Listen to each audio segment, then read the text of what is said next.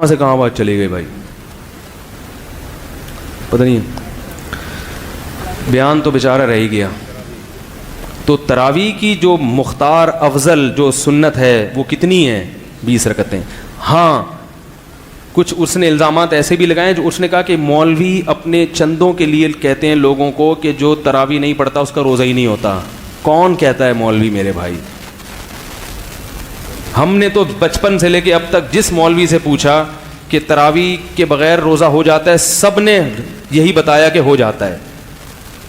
کیسے کیسے فضول الزامات مولویوں پہ لگائے جا رہے ہیں۔ اور دوسری بات یہ کہ تراویح کوئی فرض واجب نہیں ہے، تو ہم نے کب کہا کہ فرض واجب ہے؟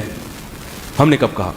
صاحب محمد اویس صاحب اسلام آباد سے پوچھتے ہیں سوال، یہ کہنا کہ تراویح چھوڑنا بھی سنت ہے کیونکہ آپ علیہ الصلوۃ والسلام نے تراویح چھوڑی بھی ہے، درست ہے یہ کہنا؟ نہیں، یہ کہنا بالکل درست نہیں ہے۔ آپ صلی اللہ علیہ وسلم نے جو تراویح کو ترک کیا اس کی حکمت بیان کی کہ کہیں فرض نہ ہو جائے۔ تو اب آپ اگر اس حکمت سے چھوڑیں گے کہ فرض نہ ہو جائے امت پہ، تو اس لحاظ سے تو سنت کہا جائے گا، لیکن ظاہر ہے اب فرض اور واجب جو چیز جو ہونی تھی وہ ہو چکی ہے۔ ٹھیک ہے۔ باقی پھر حضرت عمر رضی اللہ تعالیٰ عنہ نے اس کو دوبارہ زندہ کیا، اس کی وجہ یہ تھی کہ حضرت عمر کو معلوم تھا کہ اب اس کے فرضیت کا امکان ختم ہو گیا ہے، تو اب اس کا پڑھنا ہی سنت ہے۔ بہت بہت شکریہ عثمان صاحب ٹیکسلا۔